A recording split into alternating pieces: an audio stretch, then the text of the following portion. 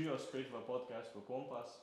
Danes je z nami Katarina Habe, glasbenica, profesorica na Glasbeni akademiji, doktorica psihologije in tudi soustanoviteljica vokalne ženske skupine Katrinas, kjer ustvarja in poje že več kot 25 let.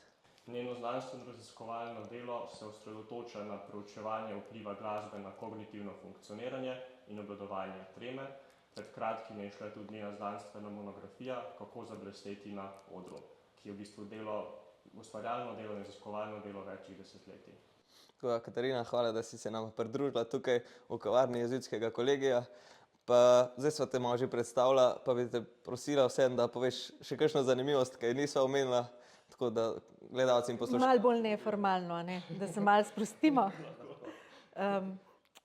Katarina, vse ti titule zraven so mi tako v redu, ja, pot prehojena. Drugače pa sem raziskovalka življenja v vseh možnih dimenzijah. In neskončno rada se učim. Zelo sem radovedna. Nikoli se ne bi mislila, da me bo življenje pripeljalo do te točke, da bom znanstvenica in da sem trenutno celo v vlogi prodekanje za znanstveno in umetniško raziskovanje na Akademiji za glasbo. To je tisti zarečeni kruh, ker rečeš, ne, to pa nisem jaz, moja duša je čisto umetniška. Ampak pol življenje te zanalaš frca tja, kamor ti nočeš iti, ker te spravlja v izzive, kjer lahko preraščaš samega sebe in se osvobajaš tudi določenih predsodkov, ki jih imaš. Namreč, da je znanost dolgočasna. To se meni zmeraj zdelo, da je znanost nekaj tako dolgočasnega in da sem preveč v nekem kalupu, ampak modrost 50 let mi je prinesla to, da sem spoznala, kako so vse stvari relativne in kako si jih res lahko obarvamo po svoje in da nam vedno lahko prinašajo dobro, če smo le odprti temu. Tako da, evo, Katarina je vse to smejoče, radostno, zadovoljno bitje, neskončno uživam v življenju in rada imam ljudi. Duša je tista, ki je moj kompas, če smo ravno v oddaji Kompas. Poslušam jo tudi takrat, ko mi včasih govori kaj takega, ko moja glava reče, ne, ti si čisto nora. Tako kot je bila ta prodekanska funkcija, kaj me je ustrelilo glavo, katera strela, ampak glas je rekel, čas je, hod po tej poti in jaz ta glas duše vedno poslušam. Super, hvala. Glasbenica si že več desetletij. Kako si v bistvu prišla na to, da danes združuješ v bistvu psihologijo in glasbo? Kaj te je pripeljalo v to? Kaj me je pripeljalo v to? To, da brez glasbe ne morem. Psihologija mi je pa tako kot detektivsko polje, bi jaz rekla. Detektivsko polje na področju odnosov. Od majhnega so me zelo zanimali ljudje. Zanimali so me, zakaj se počutijo, kot se počutijo, kako razmišljajo, zakaj tako razmišljajo. Tako da že od majhnega sem veliko razmišljala o tovrstnih tematikah. Zelo odrasle teme, če se spomnim samo sebe, kaj sem jaz že v predšolskem obdobju vse razmišljala, mi je tako neverjetno, da tako mlado bitje pride do takih vprašanj. Glasba ni vprašanja, glasba je moja esenca, utripa v vseh mojih celicah in jaz brez glasbe si ne predstavljam življenja. In zakaj psihologija glasbe? Zato, ker mogoče je bil to en tak hec, da mami je psihologinja, oče je glasbenik, oče je rekel, sam ne v glasbo in mami je rekla, sam ne v psihologijo. In ta otrok je rekel, jaz bom pa oboje, psihologijo in glasbo. In rekli so mi velikokrat v življenju, no, zdaj se bo pa treba odločiti, ali boš to, ali boš ono, a ne. Sem rekla, se ne moram odločiti, jaz sem oboje. In čakala sem dolg časa, da sem prišla do točke, kjer res lahko združujem obe svoji veliki strasti. In pot ni bila enostavna, zato ker takrat, ko sem še jaz študirala, je bilo tako, da ta interdisciplinarnost ni bila tako živeta v našem okolju. Tako da se mi je zdelo, da sem večkrat tako v luknjo vmes padla. Ne? Nisem bila ne eno, ne drugo zares, tako bila sem oboje, hopla, pa pademo v luknjo. Tako da težko me je bilo umeščati in zdaj sem našla nek tak svoj mir, svoj prostor, kjer psihologija glasbe resnično živi in se samo sebe dojemam, da uporabljam znanstveno orodje za to, da sem lahko ambasadorka glasbe, ker se mi zdi glasba nekaj najlepšega, najbolj transformativnega na tem našem svetem svetu in rabi svoj glas. Čim več nas je tistih, ki znamo tudi znanstvenimi dokazi reči, poglejte, takšni in takšni so učinki, tem bolj bomo v tem materialnem svetu lahko duhovni svet živela. Ne? Tako, zdaj si omenjala že to tvojo pot, pa me zanima, a je bil kakšen trenutek, ko te je bilo strah izbrati tisto pot, ki ti je bila zadana iz tvoje duše? Če si te je zdel, da mogoče pa to ne bo šlo, da ne bi bilo najboljše, ali pa kakšni so bili tvoji občutki pri iskanju te poti? Velikokrat me je bilo strah, tako če bi me zdaj gledal, to Katarino, kot sem zdaj, ali pa mlajšo Katarino, rečemo, jaz sem bila zelo prestrašen otrok. Tudi zaradi tega, ker so v enih takšnih temah presežnih razmišljala o smrti, o tem, kaj je potem, že kot otrok, že zelo majhna punčka. In tukaj je bilo ogromno strahov, ker se mi je zdelo, da ko pridem do ene točke, ne znam naprej s svojim umom. Ne? In sem se tega bala. In tudi potem naprej v življenju, če stopaš izven okvirov, je vedno tudi prisotnih več strahov. Ampak kadarkoli me je bilo strah, sem stopila v strah. To je pa neverjetno, tako kot sem bila ena taka siva miška prestrašena, ampak ko je pa bilo treba zbrati moč znotraj sebe in slediti glasu, ki je rekel, to je tvoja pot. Tako sem šla, kot da ne bi več razmišljala nič v glavi, sam srce sem poslušala in šla in sledila. In to je bilo to. Ja, večkrat me je bilo strah in tudi ko imaš neke take močne vizije, hodiš po svoji poti in si drugačen od okolice večkrat in te je strah tega, a bo šlo to v tem svetu ali je to tvoja naivnost. Velikokrat so mi rekli, da jaz pa tako verjamem, toliko lep svet, da to ne obstaja tukaj. A ne? Velikokrat so mi rekli, da to, tako kot jaz razmišljam, da to ne obstaja, meni je pa življenje čedalje bolj kazalo, da to obstaja, ampak je vse odvisno od nas, po kakšni poti hodimo, pa da tudi upamo stopati v svoje strahove in živeti v skladu s svojo dušo. Okay. Če bi tole vprašanje malo navežem, ker smo govorili o strahu, ker se ukvarjaš zelo tudi z preučevanjem treme in kako se odzivati na to. A si kot otrok veliko tudi treme imela pri nastopanju? Ja. Kako si se pač tega... Spet takšna dvojnost, ne? Zanimivo, ko sem bila še čisto majhna, spet ta glas je želel biti slišen. In se spomnim, kako sem pri atu in mami, sem tako pred okno postavila eno klopco in okno je bila moja, tako kot da bi bila na odru, moj oder in jaz sem tam nastopala. Po drugi strani, potem, ko sem šla v glasbeno šolo, rečemo, jaz sem igrala violino, klavir, prečno flavto, delala pol še klasično solo pet in rečemo, izrazito strah me je bilo violine. Ker violina na začetku, ko se jo začneš učiti, to se nekaj škripa. Ne? Jaz sem imela pa v ušesih lep zvok, jaz sem slišala, kako bi moglo to zveneti in pa prije, groza. Grozen mi je bilo. Tako, bila sem perfekcionist, kar se muzike tiče, sem izjemen perfekcionist. Zato, ker slišim, kako mora biti in sem tako zelo... ne vem, ponižna pred glasbo. Glasba je meni kot ena taka velika svetinja In tako, jaz moram upravičiti to, da lahko prenašam glasbo prek sebe, a ne. Je to velika odgovornost, tako da sploh violina rečemo, je bilo veliko, ne samo treme, bila je prav izvajalska anksioznost, ki je patološka sestra, a ne, treme.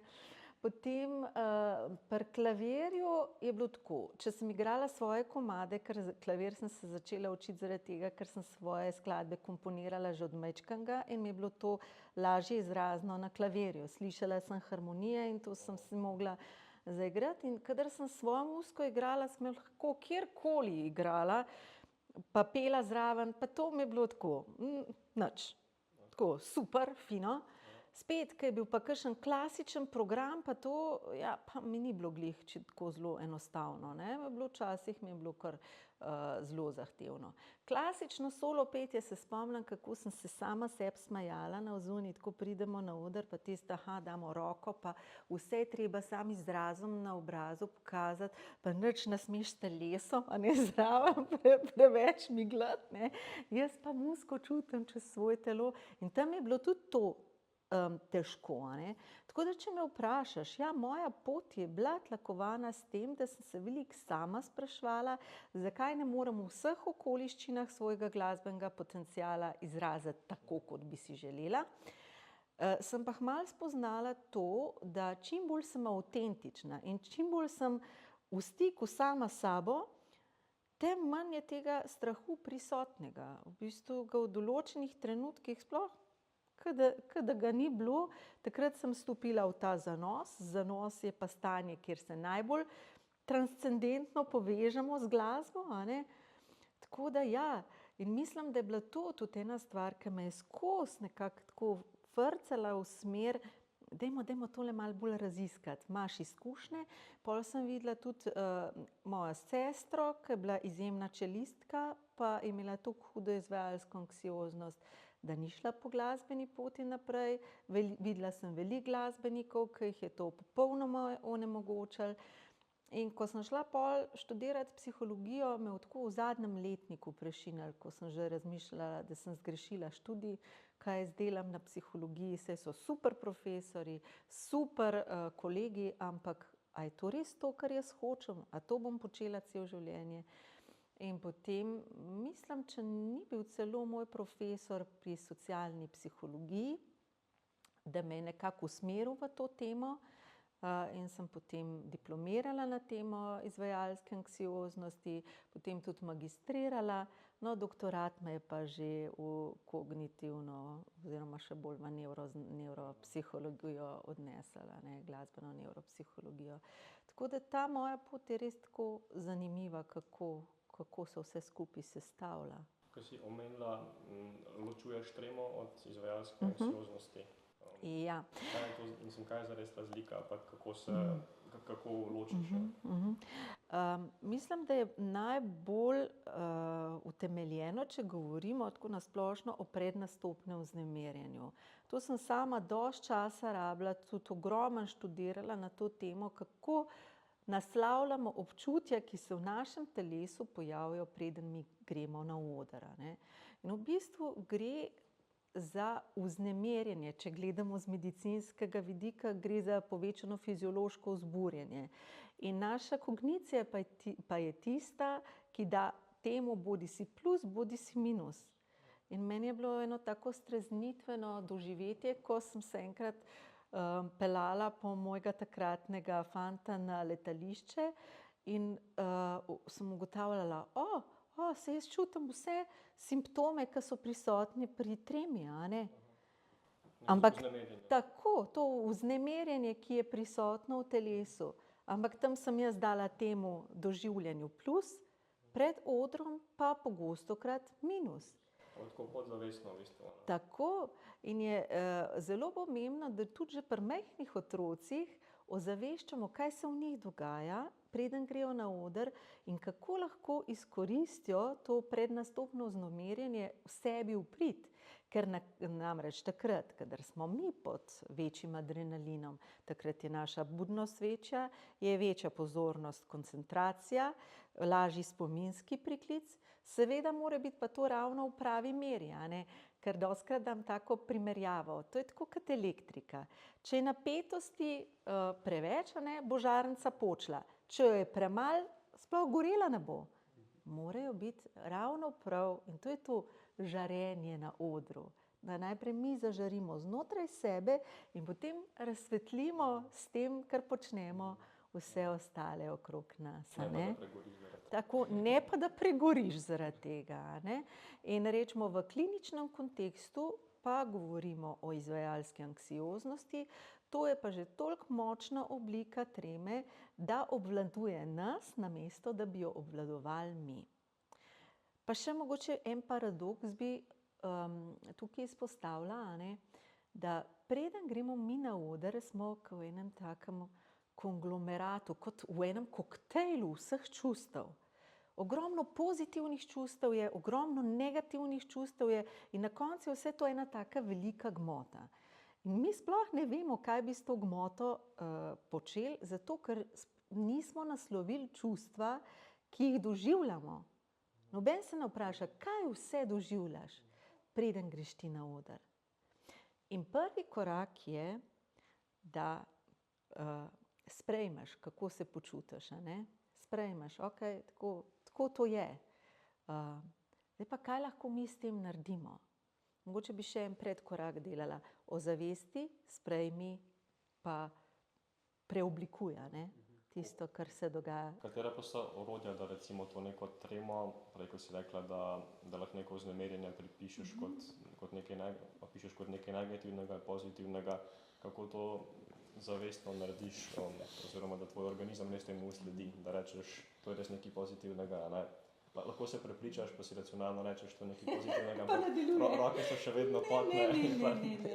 To nič ne pomaga. Jaz pravim, lahko stojiš ti pred zrcalom, pa si govoriš, dobra sem, super mi bo šlo, obvladam, ampak tvoj podzavestni govori, kaj pa lažeš, ne verjamem, poglej, roke se ti tresejo, a ne.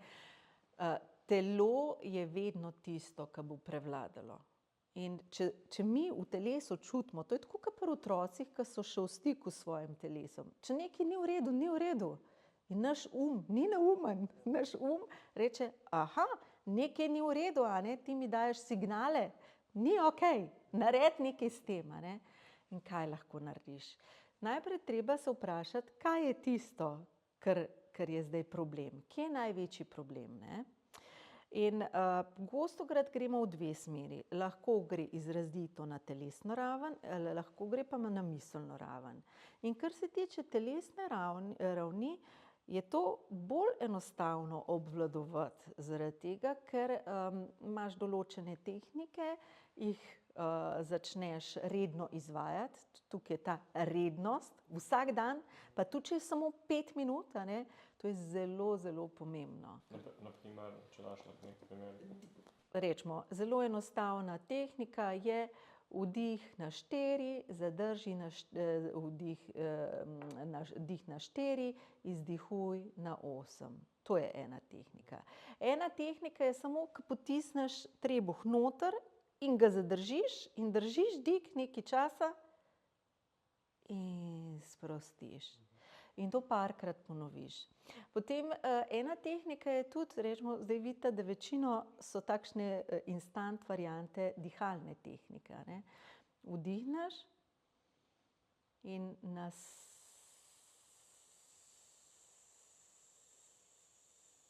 čim bolj enakomerno izdihuješ. In potem je še podvaja te tehnike, je pa to, da delaš to tako tiho, da te noben ne sliši. To je pa tisto, ki si že rečemo, da si na odru, pa so ljudje okrog tebe in moraš nekaj narediti, ker čutiš, da ti adrenalin šopa zelo hitro, a ne. In takrat se lahko poslužiš te tehnike, ampak ta se je neslišen, a ne.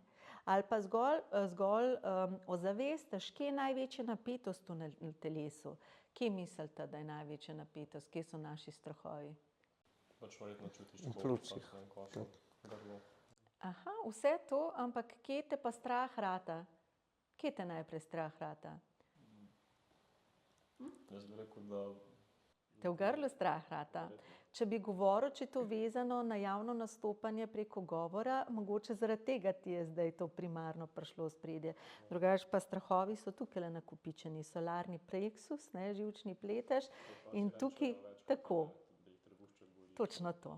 Točno to, tako da tukaj so najbolj uskladiščeni naši strahovi, tako da sam trebuh noter potegnemo in tam, ko delamo ono vajo, da dih zadržimo, a ne, damo trebuh not, stisnemo in sprostimo. In tudi tukaj damo signal telesu, lahko se sprostiš, vse je v redu. Potem druga stvar, ki je zelo zakoreninjena, je napetost v ramenih. Lahko samo tako vmes malo narediš. In sprostiš dol. Samo parkrat to, a ne. Rečemo, zdaj pol imaš pa različnih skupinah, zdaj, če govorimo o inštrumentalistih, imaš pa pri vsakmu kakšne določene simptome. Najbolj je, rečemo, pri pevcih jih je najbolj strah, da bodo tekst pozabili, pa je to kognitivnih simptom, pri teh, ki igrajo inštrumente s tipkami, hladne roke, pa jih treniramo o tem, kako vzdrževati to energijo, a ne, in potem delamo samo vizualizacijo tega, kako je toplota in nevidne tople nitke, ki povezujejo dlani. Pol rečemo pri violinistih, potne roke, pri vseh godalih, a ne, ko gre pol intonacija. Ravno tistega, ki te je najbolj strah, a ne, se ti zgodi, to je tisto prekletstvo v ozadju tega, ja, tako da vsak ima, rečemo, pihalce je najbolj strah, kontrola diha, da do konca držijo dih. Pol trubilci, suha usta, ne, zato si morajo predstavljati, kot da ugriznejo v limono. Tako da to imaš pa pol specifike za vsako od teh skupin. To je res toliko veliko stvari, da bi lahko samo o tem imeli ne vem koliko podcastov. Ja. Kako pa recimo, zdaj smo že prišli na glasbeno področje, kako pri glasbenem nastopanju poj uravnavati nek comfort zone oziroma cono udobja, pa poj s to tremo, koliko daleč greš lahko, da če hočeš biti dokaj v redu energijo na odru, da te ne premaga ta trema, hkrati pa, da nisi preveč na easy. Ja, trening. To je psihološka priprava, ne. V športni psihologiji so razvili koncept individualnega območja optimalnega nastopanja. In ta koncept so začeli pol prestavljati tudi v različne druge performing situacije, tudi na področju glasbenega nastopanja, kjer ti zavestno delaš na tem, da vidiš, kakšno fiziološko vzburjenje potrebuješ, da deluješ optimalno, a ne. Tako da tukaj je Odvisno od človeka. sebe zelo dobro spoznati, zato ker se potem ta krivulja, ki je značilna za fiziološke simptome, premika v desno ali v levo, a ne. Iščemo svoje optimalno področje, ker nekdo, ki je bolj flegmatičen, rab več adrenalina, da ne deluje, da je tam čisto na pol dol pade, ne. Rab tisti naboj, a ne. Nekdo, ki pa že zelo po naravi nagnjen veliki aktivaciji, pa potrebuje zelo malo, da bo zažarel. Še eno stvar sem prej pozabila povedati, ne, niso toliko problem ti fiziološki simptomi, bolj problematične so hudo moteče misli. Ker tukaj gre pa obratno linearen odnos, a ne, kar pomeni, da čim bolj smo mi uspešni, tem manj motečih misli imamo. In moramo predvsem svoj strenirati na ta način, da nimamo namesto igre na inštrument, igro v glavi.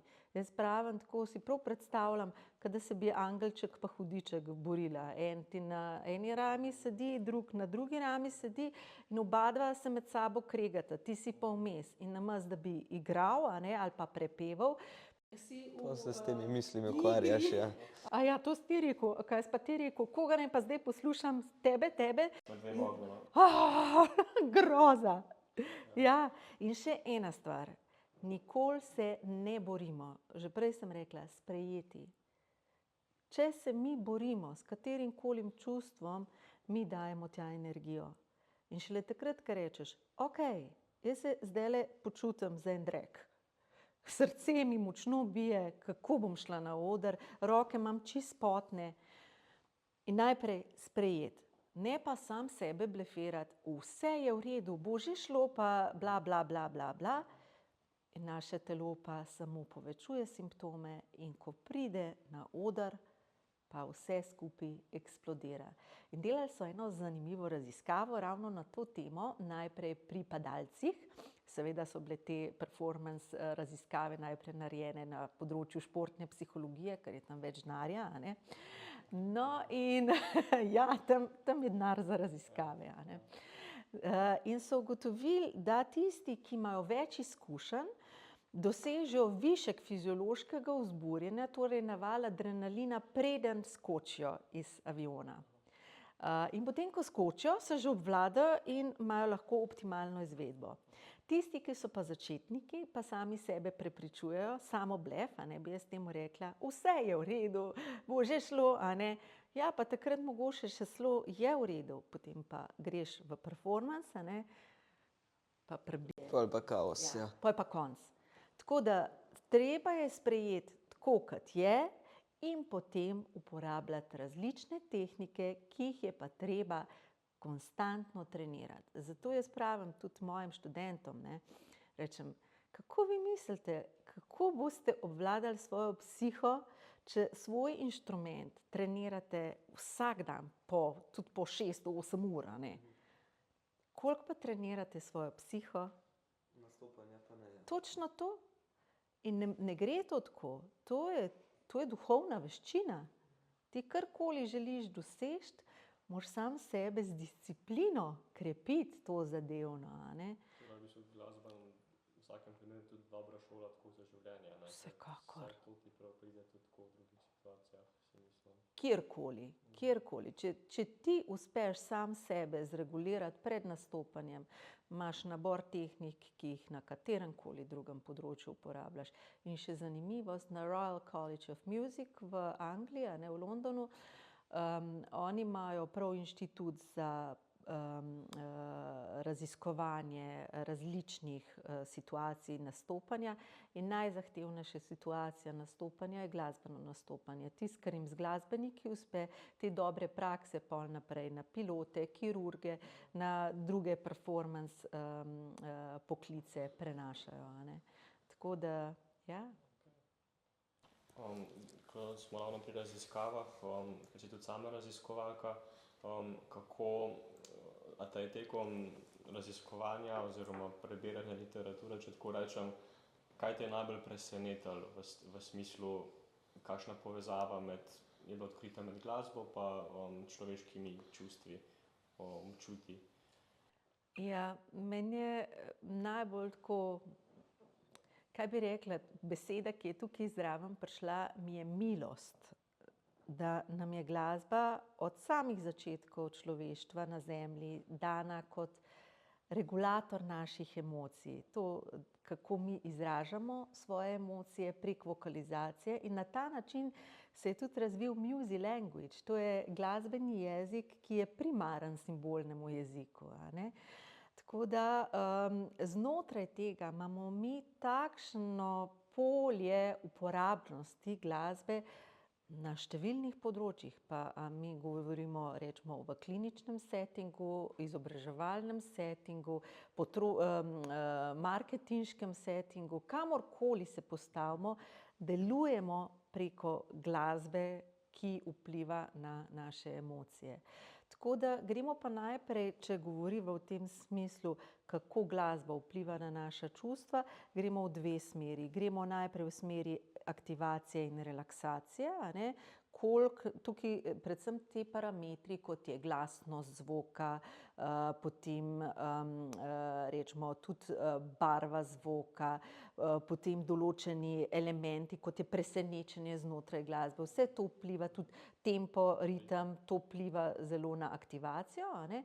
Potem melodični, harmonični elementi pa bolj vplivajo na modaliteto, a ne, na valenco naših čustev.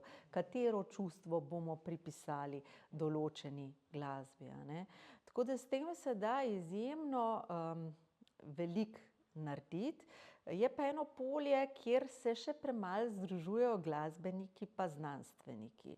Zato, ker če greš brati kakšne eksperimentalne študije, se vidi, da glasbeni parametri velikokrat sploh niso dosti vzeti v obzir, a ne.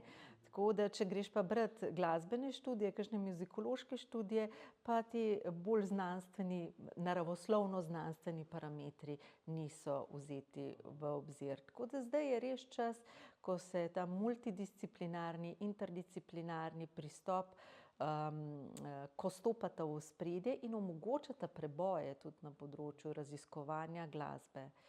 Tako da, ja, ogromno je tukaj potenciala in ni še izkoriščen, še daleč ni izkoriščen v polnosti. To je dosti tako razvijajoče se področje. Ja. Pa še eno stvar bi rada omenila, rečemo, če si izpostavil glasba in čustva. In če velikokrat govorimo o glasbi kot tudi regulatorju naših misli, a ne, in regulatorju našega telesa, a ne, in če imamo že tematiko v okviru jezuitskega kolegija, sem vesela, da zadnja leta tudi v znanosti ni več tabu, da govorimo tudi o duhovni komponenti, ki jo glasba nosi. Ker brez te sploh nič Je ni. nekaj presežnega, ne? Točno to je začetek in konec učinkov glasbe. Glasba je sveta in ima toliko možnosti vpliva na posameznika in na družbo. In če povežem to še, rečemo, ko smo prej govorili o tremi, a ne. A ni čuden, gospel pevci sploh nimajo, njim rečeš trema, kaj je to? Kaj je to? Oni se prepustijo, ne? Oni se prepustijo, glasba skozi njih govori. In tisti, ki res se zavedajo, da smo zgolj kanali, prek katerih govori nek sveti svet, a ne, potem ego izgine. In ko ego izgine, ti samo služiš in želiš čim bolj odgovorno in čim bolj predano služiti tej neverjetni energiji. Si tako obremenjen s tem, kako boš ti izpadel, pa Ja. tvoj ego, a ne. Ja, in tudi veš, da če pa pride, da ti na določeni točki, zdaj če govorim pri petju, da se glas zlom ali da pokažeš čustva in začneš jokati, veš, da je namenjen, da je to tako. Ni nič narobe s tem, ne? Nič ni narobe s tem. In če se to zgodi in če si ti naredil vse za to, da si se optimalno pripravil in se to zgodi, to spet sprejmeš in rečeš, bilo je z nekim namenom, ko včasih lahko ravno malo fovš nota, ravno malo hrsek glas prinese tisto, kar je najbolj čarobno. Naredi tisto posebno čarovnijo, ki jo z vidika tehničnega momenta v glasbi bi rekel, to je napaka, ni okej, ampak prinese tisto, kar ne znamo z rokami prijeti, vsi pa čutimo, ko se ti naješ koža in ti reče tvoje bitje, ja, to je to.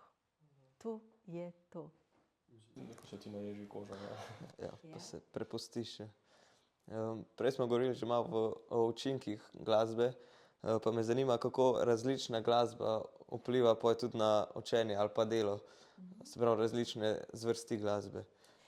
Ja, zdaj tukaj bom dala najprej neke univerzalne recepte za nekoga, ki se želi ob glasbi učiti. Zato, ker velik delež je tudi tistih, ki se v glasbi sploh ne morejo učiti. Glasbeniki, ni variante, a ne, tako da Da bi se učilo glasbe. ne. Zato, ker začnemo preveč razmišljati, kaj se dogaja. Potegne pol v druge stvari. Tako analitičen si pol, a ne, namesto da bi se učil določeno stvar. Je fokus na analiziraš muske, itak. muziko, ne. Predvsem velja to, da si damo glasbo kot zvočno ozadje. Mora biti toliko tiho kot nek beli šum, da se ga skoraj ne zavedamo. Bolj priporočljiva je inštrumentalna glasba, a ne. to je predvsem, zdaj govorim za glasbo, ki spodbuja alfa možgansko valovanje in spodbuja torej našo pozornost, koncentracijo, spominski priklic. To so tudi, rečemo, v sugestopediji Georgij Luzanov to s pridom uporabljal pri svoji metodi učenja tujih jezikov. No, potem, kar je še pomembno, je to, da ne damo tako, da je glasba čim bolj repetitivna in da nima prevelikih dinamičnih nihanj. Zato, ker čim bolj niha, tem bolj niha tudi naša aktivacija ob tem. Mi rabimo pa takšno pot, ki je aktivirana, ampak hkrati, to bi rekli, glih nekje vmes je, med aktivacijo in relaksacijo smo. Sicer se reče sproščena budnost, ampak to je ravno tisto pravšnjo valovanje, ko je naša pozornost optimalna. Zdaj pa, če pa želimo vplivati na ta čustveno-motivacijski moment, zdaj smo šli direktno na vpliv na kognicijo, smo šli v možgansko spodbujanje ustreznega možganskega valovanja. Zdaj pa, če pa mi želimo nekoga, ki se mu ne da učiti, spodbuditi k temu, da se šel učiti, je pa vsakmu jasno, da naj si da takšno muziko, ki mu je najbolj všeč, naj si jo prbije na polno, da ga aktivira, pol naj se gre pa učiti. Tako, to je pa glasba kot motivacijsko sredstvo. Zdaj, najbolj univerzalne glasbene zvrsti, ki so se izkazale v večini raziskav kot učinkovite, so gregorijanski koral, baročna glasba in klasična glasba. Ampak to zgodnje klasična glasba tam do Mozarta, pol kasneje, tudi Haydn, Mozart, to še, Beethoven je že zašel v večje nihanje, v večje dinamične vzpone in padce, tako da tisti je spet lahko za čustveno-motivacijsko komponento v redu, za čisto komponento pozornosti pa velikokrat preveč. Zdaj, če se tukaj še dotaknem Mozartovega učinka, to je pa fenomen, ki sem ga preučevala v okviru svoje doktorske raziskave. Tukaj gre pa za to, da s pomočjo Mozartove sonate za 2 klavirja v D-duru aktiviramo zgornje alfa možgansko valovanje, ki še bolj usmerja na to ozko koncentracijo.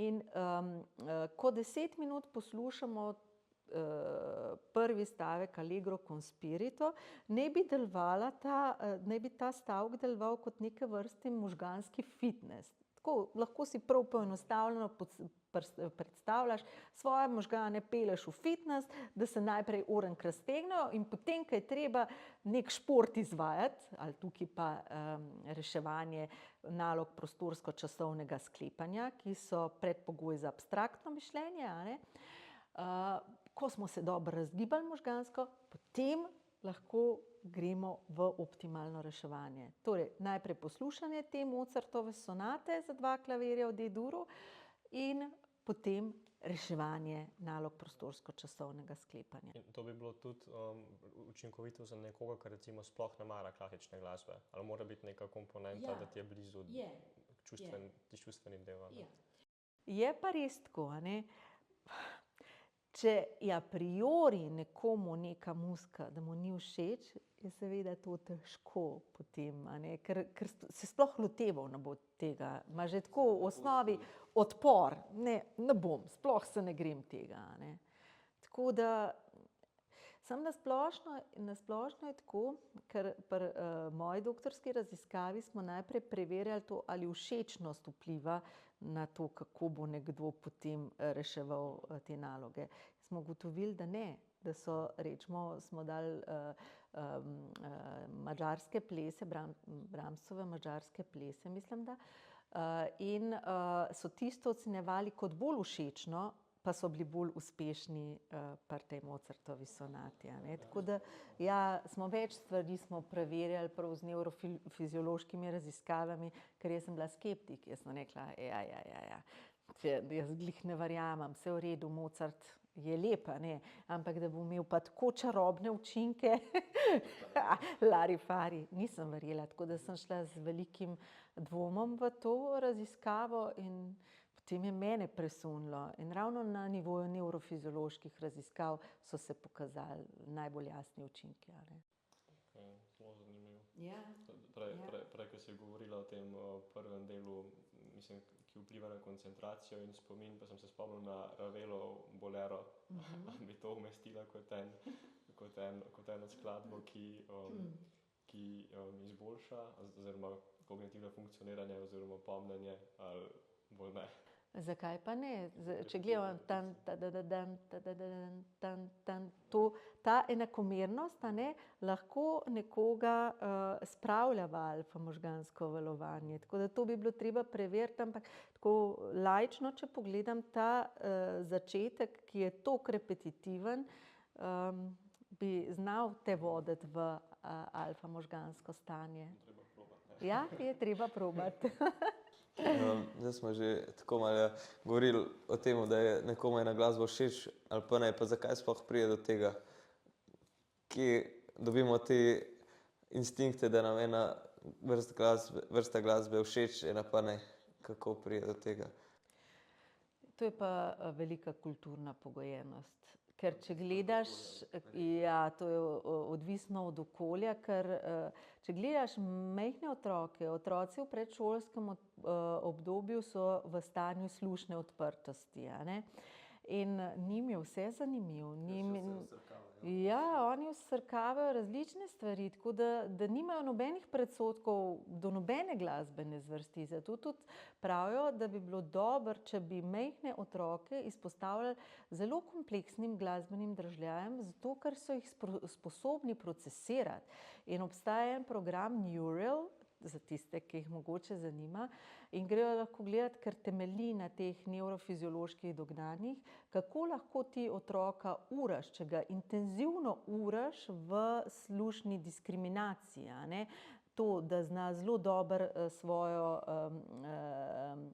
sposobnost slušnega raziskovanja že od majčkenega, že od prenatalnega obdobja, še ko v trebuščku pri mamici se to lahko začne že uriti. Pa pol takoj od rojstva naprej, a ne, ima otrok izjemne glasbene sposobnosti. Res, lahko ta nadarjenost zelo hitro v talent se zapelje, ne.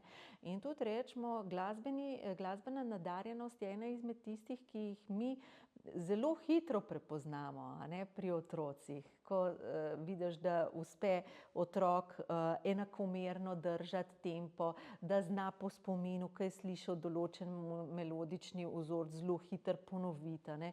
Tako da pri majhnih otrocih lahko hitro prepoznamo glasbeno nadarjenost. In še en mit bi rada tukaj ovrgla. Dostikrat slišimo, ti pa nimaš posluha, ne. To ne obstaja. Z vidika nevroloških raziskav to ne obstaja. Mi vsi imamo to kapaciteto, zdaj pa odvisno, ali jo razvijamo in do katere mere jo razvijamo. Ja. Veliko je o tem pisal in tudi raziskoval Daniel Levitin, če koga zanima, si je zanimivo prebrati. Tako da čisto vsi to imamo, moramo se pa vprašati, zakaj smo dopustili, da je naš svet šel v takšne razsežnosti, da smo tisto, kar je najbolj sveto, dali tako na stran in še čedalje bolj porimamo na stran. Se pravi, lahko do tega, da če posluh razvijamo, pa tudi se v bistvu malo nazaduje. Se pravi, če govorimo svoj posluh, a je možnost, da pol tudi nazaduje to, ali pač to stagnira pol na mestu? Če nehaš... Ja, če se nehaš ukvarjati s tem, recimo. Ne, posluh je, to je kot nekaj, to je, kakor je, ne, posluh je, ko ga imaš, a ne. Drugo je pol to priučenost, da ti pozabiš, kako se določeni akordi poimenujejo, to nima veze s tem, a ne. Gre za te osnove absolutnega posluha, da ti točno veš, kateri ton je to. To je res kot neka kognitivno-perceptivna značilnost našega organizma in to imamo zapisan v naš človeški genom, ravno tako, ko imamo zapisane sposobnosti za jezik, za matematiko. To rečemo, kot je rečemo Gardner v svoji teoriji mnogoterih inteligentnosti, utemeljeval kot nek genetski zapis, ki ostaja v človeku, a ne? In tam je tudi umestil glasbeno inteligentnost kot eno izmed inteligentnosti, a ne? Prej si že malo omenjala, oziroma smo omenjali glasbo kot duhovnost, pa to dimenzijo glasbe, o kateri se mogoče ne govori toliko. A se ti tako nasplošno zdi, da je glasba en jezik, ki je bogatejši kot govorno izražanje? Da se da skozi to izraziti več kot s poezijo ali pa z romanom? Saj tudi v poeziji, rečemo, v poeziji je tudi, ali pa tudi v prozi, ko ti poslušaš jezik, vsak jezik ima svojo glasbo znotraj sebe. Tako da jaz, če berem kakšno knjigo, po kateri rečemo, ali berem to v slovenščini ali v angleščini, začutim poetiko jezika, jezik, ki poje in ima nekaj več. Tako da tudi v jeziku je glasba. Tako, če poslušaš določen jezik, prav slišiš ga, ko poje, ko lahko zazveni. Tako da seveda nosi, sama glasba nosi zraven še odtenke, ki jih simbolični jezik ne more zaobjeti, a ne. Tako da tukaj je bolj vseobsegajoča, bi rekla, ampak vsa umetnost, rečemo, zdaj si stopal na področje jezika v umetnosti, a ne, nosi s sabo glasbo.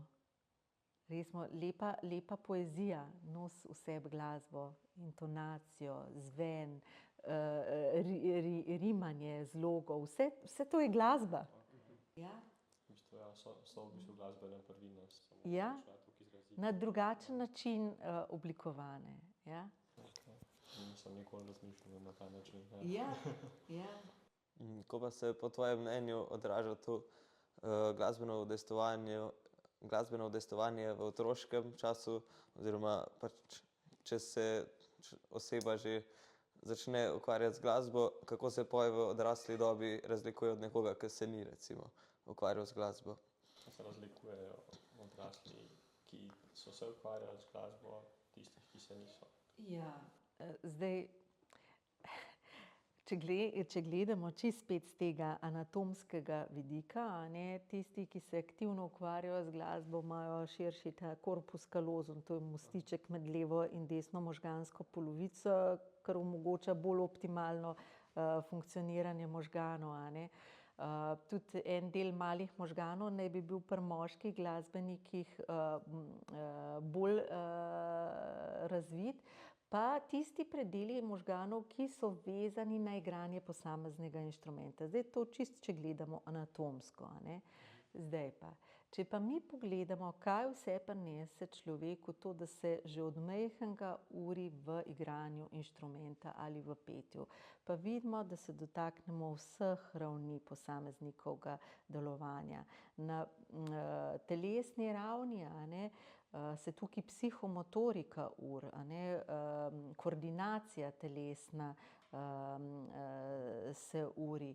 Pol, če gremo naprej na čustveno raven, naučiš se regulirati svoja čustva, lažje prepoznavaš svoja čustva, lažje jih izražaš, a ne. Poveš tudi tisto, kar morda z besedami ne moreš, to, kar je recimo pri posameznikih z avtizmom zelo postavljeno v ospredje. Pol na miselni ravni smo že rekli, pozornost, potem spominski priklic, koncentracija, vse možne vrste inteligentnosti se povezujejo z glasbenimi sposobnostmi, a ne. Potem socialne veščine, glasba ti omogoča, a ne, da se povezuješ z drugimi, da se naučiš prisluhniti, se oglasiti znotraj sebe, se oglasiti z drugimi. Tako da... Tak velik trening za življenje. Trening za življenje od majhnega. Tako in tudi naučiš se discipline. Naučiš se to, da če želiš, da se nekaj sliši, moraš nekaj za to narediti. Zato je tudi zdaj kar problema, ne. Mi živimo v času ugodja in otrokom je čedalje težje, da morajo sedeti pa vaditi. Se tudi nam je bilo težko. Meni je bilo včasih tako težko, kaj vse bi naredila, da mi ne bi bilo treba vaditi. Tudi zmišljevala sem se, pa ne vem, kaj vse delala, a ne. Ampak joj, kako sem hvaležna, da sem hodila po tej poti in da so me starši spodbujali, dajmo, treba je vaditi, ne. Da imaš to spodbudo kot Ja. otrok, zato ker Ja. pač, če je nimaš, sam ne vidiš toliko naprej. a ne. Ja. Pa tudi to, da razvijaš estetski čut, da veš, kaj je lepo. In ta estetski čut je pa tako, a ne, kam se zatečeš takrat, ko ti je težko? Na otoke lepote. In glasba je za veliko število ljudi predstavlja njihov otok lepote, kamor grejo tja, ko jim je res, res težko in sami sebe potem zdravijo s pomočjo glasbe. Če se lahko še malo dotaknemo talentov in talentiranosti oziroma nadarjenosti. Kako bi to definirala? A je to tako neki, je dejansko nekaj, s čimer si rojen in ti je to dano in lahko potem naprej razvijaš, ali je nekaj, kar lahko tekom življenja pridobiš? Ja, nadarjenost je, recimo zdaj konkretno glasbena nadarjenost, zdaj bom čisto z psihološkega vidika govorila, a ne, dar iz neba, nekaj nadarjenost, a ne, nekaj, kar nam je dano kot nek genetski potencial, ki ga prinesemo na to zemljo, ampak kaj nam pomaga še tako lep avto, če ga ne prižgemo, bi rekla po domače, a ne. In ta naša nadarjenost je takšna, da nič ne pomaga, če nič z njo ne delamo, a ne, potem ne moremo tega razviti v talent. Je pa res, da pri nas, recimo v našem sistemu predšolskem, jaz sem zelo hvaležna, ker je zelo kakovosten, tudi kar se glasbe tiče, ker se veliko prepeva, veliko pleše, veliko igra na kakšne inštrumente. Tako da je skoraj vsak naš posameznik, skoraj vsak naš otrok, a ne, že v predšolskem obdobju podvržen preobražanju nadarjenosti v talent. Seveda pa je treba v to vložiti potem, če hočemo pa po tej poti še naprej hoditi, a ne, moramo pa vložiti kar precej časa in energije. Neko se je treba potruditi, da Ja, brez nič ni nič, a ne. Ja. Ja, ti pa verjetno to ukvarjanje z glasbo da neko avtentičnost, a ne, odkriješ samega sebe na ta način, ko se lahko izražiš. Je to, bi verjetno priporočil vsakemu otroku, da se ukvarja z glasbo? Definitivno. Ja, jaz, tako kot rečemo v Waldorfski šoli, se vsi učijo inštrumentov. Je to tako, kot imajo, recimo, ročne spretnosti, pa imajo glasbene veščine in igrajo vsi tiste flavtice, pa neke osnovne violince pol. Tako da prav vsi se s tem ukvarjajo, zato ker se zavedajo, kako pomembno je, da se prek tega krepijo tudi druge naše sposobnosti. Prek glasbe se mi dotaknemo res celega diapazona različnih sposobnosti, ki v človeškem bitju obstajajo. In tudi če gledaš majhne otročke, oni naravno vokalizirajo. Saj že ko otrok joka, z intonacijo svojega joka izraža svoje primarne potrebe. Potem kako ritmizira določene besede, kako jih intonira, a ne, vse to izraža potrebe pa njegova občutja, a ne. Tako da to nas res spremlja od ranih nog naprej in bi mogli to samo gojiti naprej. Ali pa tudi otroci plešejo. Zakaj pol ta glas in ples, a ne, to, kar je najbolj primarno, kam to zgine? Zakaj pol pri tolikih ljudeh je to kar utišano ali pa zabetonirano? se skrije nekam. Ja. Ja, to ni naravno. Ljudje smo narejeni za gibanje v plesu in petju. In če gledamo rituale skozi tisočletje nazaj, a ne, to je vedno bilo petje in je vedno bil ples zraven. Kam je to šlo? Postanemo vedno bolj togi, ko se staramo. V glavo gremo. Čedalje bolj v glavo gremo in čedalje bolj se odmikamo od našega prvobitnega. Zato s tem tudi od kulture se odmikamo, ne, pa tudi kultura zamira. Ja, ja. Ko smo ravno pri recimo sodobnem svetu in glasbi v sodobnem svetu, a se ti zdi, da je recimo na mlade glasbenike zelo velik pritisk, a ne, da se dokažejo, ne vem, če so pianisti, violinisti, kakorkoli, kakšen nasvet mogoče za te, kako se zares soočiti s tem, da hkrati je glasba tvoje orodje, da se dokažeš, a ne, ker se na nek način moraš, ampak to lahko včasih malo pretiravanje, ne, že nezdravo. Hkrati je tudi neko umetniško izražanje samega sebe. To, ki je težko, res, jaz lahko v teoriji marsikaj povem, tako, kaj bi bilo treba, da bi bilo pri glasbenikih, a ne, sploh na akademski ravni ali pa že na srednješolski ravni. Ampak ta profesionalni glasbeni svet je izjemno krut. Ne priznava napak in zato jaz velikokrat rečem svojim študentom, da jih občudujem v tem, kaj zmorejo, ker glasba je hkrati prekletstvo in blagoslov. Eno v drugem. Takole je prepleten hod. In zdržati te pritiske, katerim so podvrženi. Tekmovanja. Tako. To so toliko visoki kriteriji, to je toliko težko. Res, edina pot je delo na sebi in duhovna rast, bi jaz temu rekla, ne? Da zaupaš, globoko v sebi zaupaš, da vse, kar se zgodi, da če ti narediš optimalno vse, kar si lahko, potem jaz rečem, zdaj pa naj se zgodi tisto, kar je namenjeno, da se zgodi. Zato, ker drugače si konstantno v krču in to se kaže bolj na psihosomatski ravni, a ne, to so hudi problemi, ki se na telesu odražajo. Ne vem, to ni, nikjer ni več nobene radosti, ni tistega, zakaj je človek šel v muziko, ni več. In to je kriminal, to ni prav. Ja, saj, ali je rekel nek skladatelj ali pa ne vem, ne vem, če je Stravinski, da je glasba, da je tekmovanje, da so za konje, ne za glasbenike. Ja, jaz tudi ne vem, slišala sem že to, ne spomnim se, kdo je avtor tega citata, ampak res je, ja, glasba ni bila ustvarjena za tekmovanje, glasba je bila ustvarjena za združevanje in zdravljenje. In spet, kam smo prišli? Kam smo mi prišli z njo? To je zloraba glasbe, bi jaz temu rekla. Ni prav. In naj tukaj povem še eno tako zgodbo, glih, ko študiraš medicino, a ne. Za naše študente akademije je bila ena taka transformativna izkušnja, ko smo jih v okviru projekta Glasba zdravi peljali na pediatrično kliniko in so imeli glasbene obiske in so videli, kaj glasba zares naredi. So se igrali otrokom. Tako.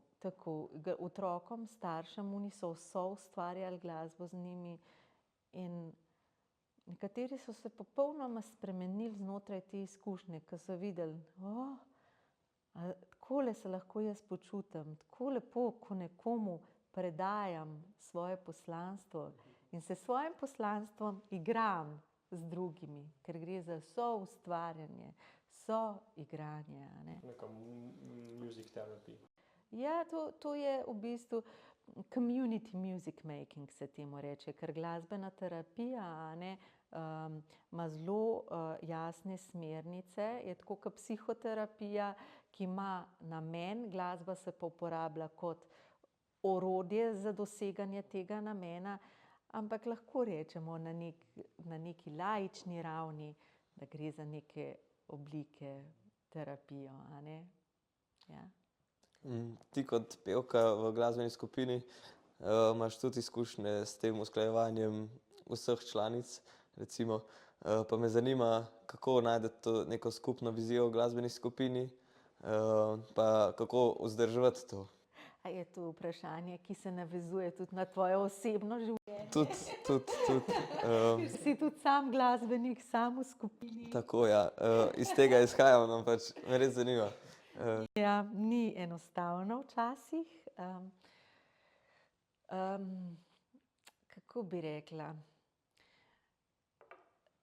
Ni dovolj, da si ti glasovno uglašen, ampak moraš biti tudi osebnostno uglašen. Moraš imeti podobne cilje, podobne vizije in včasih se lahko dobijo čudovite pevke v mojem primeru, vendar na določeni točki pride pol do različnih vizij in nič ni narobe, a ne? Ampak za skupno pot pa potrebuješ skupne vizije in si toliko bolj hvaležen, če imaš ob sebi takšne ljudi v svoji glasbeni skupini, s katerimi deliš skupne vizije. Kar ne pomeni, da je vedno vse enostavno, ker imamo različne ideje, kaj bi, in včasih je treba veliko usklajevanj, ampak če si se pripravljen poslušati, pa če vsak doprinaša en svoj delček celoti, gre. Je pa osebnost, se pravim, odigra zelo, zelo pomembno vlogo. Včasih še pomembnejšo kot to, kako vokalno zveniš skupaj, ker to lahko razvijaš, osebnostno pa dostikrat se začne, ne vem, razhajati. Moraš zelo delati na skupnih vrednotah, veliko se pogovarjati, ja, in iskati skupne vizije. Jaz imam privilegij, da sem imela in svojo, v bistvu, jaz rečem, družina Katrinas, ne, zato, ker je bilo več pevk. V prvi zasedbi, tisti, ki smo skupaj poletele z Evo in Marijo, je bila čisto posebna duhovna dimenzija, a ne. Potem s to zasedbo Sanjo in Petro imamo spet neko posebno dimenzijo, vmes je še Neža bila. Tako, ampak vse punce so tako, občutam jih kot svoje duhovne sestre. Zelo smo povezane, zelo si dobro želimo, podpiramo druga drugo, kljub temu, da z nekaterimi več ne pojemo skupaj, ampak tako v duši smo pa del iste dušne družine. Tako, ja, se res povežeš tudi osebno. Ja. Pa tudi, Glasba kot duhovnost. tako. Pa glasba pa tudi združuje ljudi, ne, med drugim. Ja, ja. Najlepše je, a ne? Skupaj prepevati, skupaj plesati ob glasbi, muzicirati. Kaj je lepšega kot to? Tako, ja.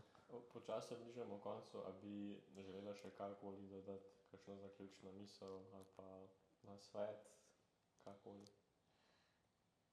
Ja, to, da naj nas glasba vse spremlja vsak dan kot ena taka prijetna, milozvočna sopotnica, ki je hkrati tudi mogočna takrat, ko rabimo, da iz nje črpamo moč. Tako da vsak naj si izbere eno svojo veselko, to tudi rada rečem, tako skladbo, ker takrat, ko je težko, ko potegneš iz rokava in ne moreš, da te ne bi spravila v dobro voljo oziroma v boljše počutje, to dam tudi en nasvet. In da hodimo na koncerte, prepevajmo, igrajmo, plešmo, ohranjajmo svetost v glasbi. Tudi v kasnejših letih. Ja. Halo, od prenatalnega obdobja do smrti. Je ključno za obstoj. Definitivno. Ja, hvala, da si prišla na tale podcast, no, smo se imeli fajn. Z veseljem nas je vodilo, a ne, v toku smo šli. Moram priznati, fanta sta se odlično pripravila, to zdaj govorim vsem vajinim poslušalcem, gledalcem, in potem sem jim jaz danes rekla, veste kaj, jaz pa sploh nisem vprašanj prebrala, bomo šli v zanos, bomo šli v tok tja, ki nas pele, a ne, tako da smo šli in je bilo zelo prijetno, tako da hvala vama za to. Ja, hvala Katarina, hvala pa tudi vam, dragi gledalci in poslušalci, da ste bili z nami. Verjamem, da ste odnesli veliko zanimivih in koristnih informacij, pa spremljajte nas na YouTubu in Instagramu, pa se gledamo. Se vidimo v naslednjem podcastu. Hvala.